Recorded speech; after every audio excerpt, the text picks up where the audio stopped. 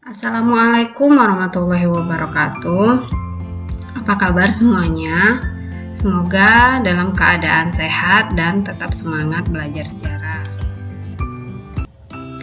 Pada kesempatan kali ini kita akan kembali melanjutkan materi yang sudah kita bahas pada minggu yang kemarin, yaitu tentang sejarah sebagai ilmu. Untuk saat ini kita akan bahas tentang sejarah sebagai peristiwa dan sejarah sebagai kisah. Sejarah sebagai peristiwa. Menurut Schollingwood dalam Daliman tahun 2012, sejarah sebagai peristiwa sama artinya dengan Geschichte, atau dalam bahasa Jerman artinya telah terjadi, atau Rechtsgeschichte, bahasa Latin artinya hal-hal yang telah terjadi.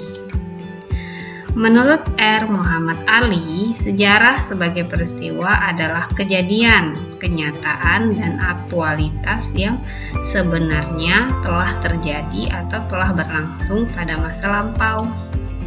Kejadian pada masa lampau yang benar-benar terjadi berdasarkan fakta serta bukti yang jelas. Atau juga dikatakan peristiwa yang benar-benar terjadi sesuai dengan kenyataan pada masa terjadinya peristiwa tersebut. Karakteristik sejarah sebagai peristiwa.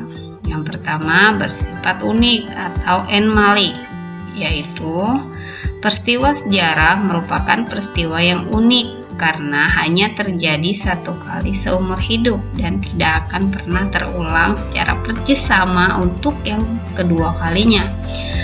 Yang kedua, bersifat abadi. Abadi maksudnya adalah peristiwa sejarah merupakan suatu peristiwa yang abadi karena peristiwa tersebut tidak berubah-ubah dan tetap dikenang sepanjang masa. Yang ketiga, bersifat penting. Dikatakan penting karena peristiwa sejarah merupakan peristiwa yang penting yang dapat dijadikan momentum karena memiliki arti penting bagi banyak pihak. Selanjutnya itu bersifat objektif. Maksudnya adalah peristiwa sejarah di masa lalu berdasarkan fakta yang terjadi akan diingat sebagaimana adanya tanpa penambahan atau pengurangan dari ceritanya.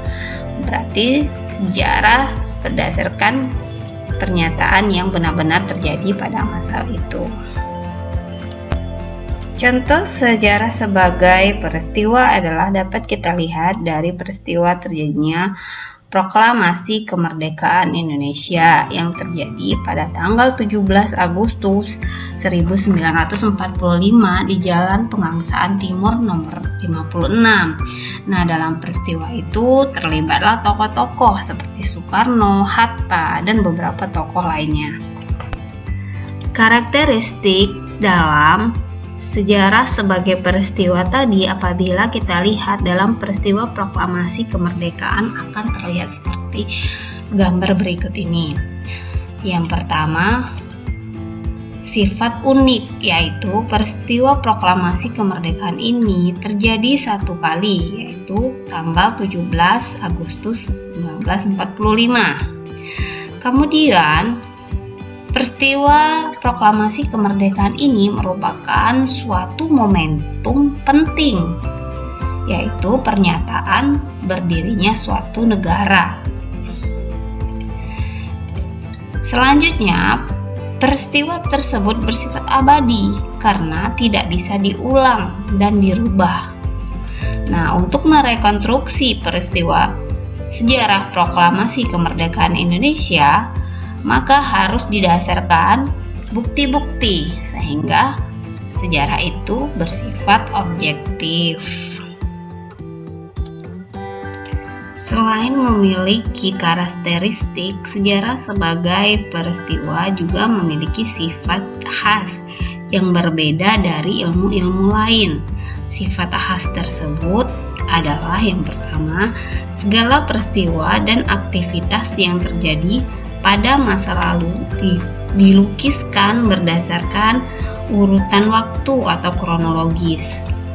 Yang kedua, ada hubungan sebab akibat atau kausalitas dari setiap peristiwa. Ketiga, kebenaran sejarah bersifat subjektif karena perlu penelitian lebih lanjut untuk mencapai kebenaran yang hakiki. Nah, apabila dalam suatu proses penelitian sejarah ditemukan data baru, nah kesimpulan awal dapat diperkuat atau diperbarui berdasarkan hasil temuan dari penelitian terbaru. Sejarah sebagai peristiwa ditempatkan sebagai fakta, kejadian dan kenyataan yang benar-benar terjadi pada masa lampau. Kejadian tersebut kemudian menjadi dasar untuk mengetahui dan merekonstruksi kehidupan manusia pada masa tersebut. Suatu peristiwa harus dicari hubungannya antara yang satu dengan yang lain. Kemudian, sejarah berusaha untuk memberikan jawaban, yaitu 5W. What? Apa wujud dari kejadian itu? Who? Siapa yang bersangkutan dengan peristiwa itu? Where? Di mana peristiwa itu terjadi? Why? Mengapa peristiwa itu terjadi? Dan when? Kapan peristiwa itu berlangsung? Sejarah sebagai kisah.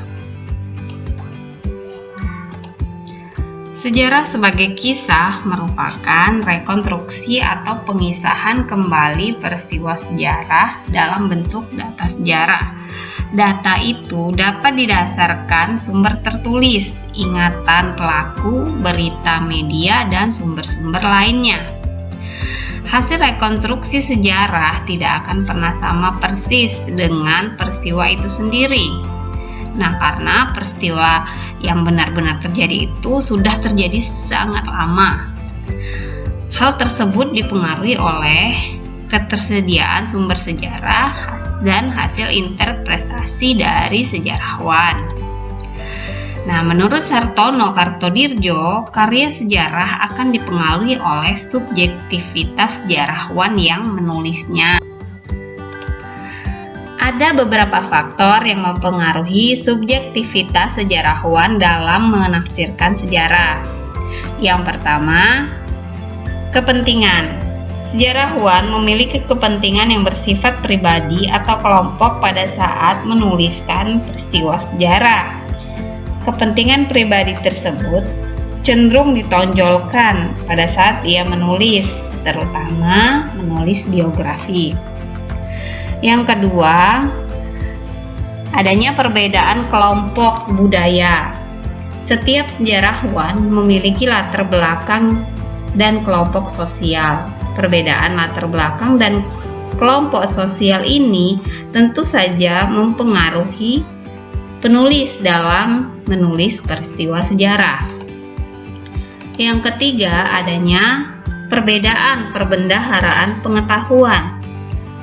Pengetahuan yang dimiliki oleh sejarawan tentu saja akan mempengaruhi kisah sejarah yang ia tulis.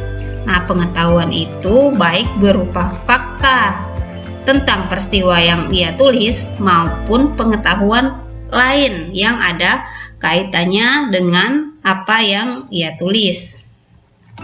Kemudian yang berikutnya adalah kemampuan berbahasa. Sumber dan data sejarah yang lengkap dapat menjadi tidak bermanfaat apabila gaya penulisan atau gaya bahasa sejarawan dalam menuliskan sejarah sulit untuk dimengerti. Nah, makanya sejarawan harus mampu merekonstruksi fakta sejarah dan menyusun dalam bentuk cerita sejarah yang mudah dipahami oleh orang lain. Berarti penulis atau sejarawan harus mampu menghidupkan masa lalu dalam ceritanya atau kisah yang ditulisnya sehingga menarik perhatian dari orang yang membaca kisah sejarah tersebut. Yang kelima, nilai-nilai. Nilai-nilai yang dimiliki sejarawan tentu saja akan mempengaruhi penuturan sejarah yang ia tulis. Nilai-nilai tersebut dapat bersumber dari nilai agama, nilai moral, nilai etika, dan nilai nasionalisme. Jenis sejarah sebagai kisah. Yang pertama, sejarah lama atau whole history. Kajiannya berkaitan dengan tokoh-tokoh besar dan institusi politik, mengutamakan unsur kejadian, peristiwa, kisah, serta urutan kejadian atau kronologis. Yang kedua, sejarah baru atau new history.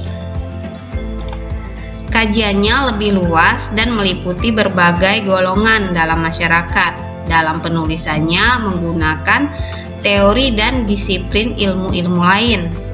Lebih berorientasi kepada masalah, bukan pada peristiwa dan urutan kejadian peristiwa atau kronologis.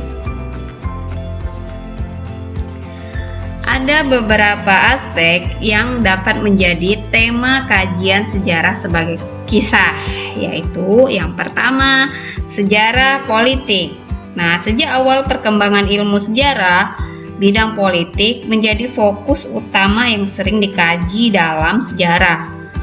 Aspek politik merupakan peran orang-orang besar yang memiliki pengaruh dalam masyarakat seperti raja, presiden, atau pejabat pemerintah. Karena orang-orang besar tersebut dianggap memiliki kekuatan yang menentukan jalannya sejarah.